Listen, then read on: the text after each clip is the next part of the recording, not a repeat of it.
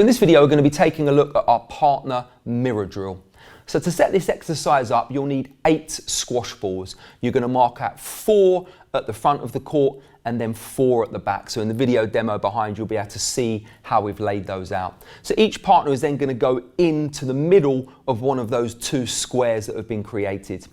What we're then doing, the partner at the front of the court is going to go into work to each of those balls in a random sequence, and the idea is the person at the back of the court is trying to mirror their movement. So as soon as the person that's leading, the person at the front, moves into the ball, the worker is trying to react and get to that ball very quickly at the same time. So the person that's leading, mixing those movements up. It's not a full go, so we're not using a racket here. We're just imagining maybe there's a small cone above the top of each ball and you're just touching here. It's much more about the footwork here, so we're not going to use a racket, we're not going to swing.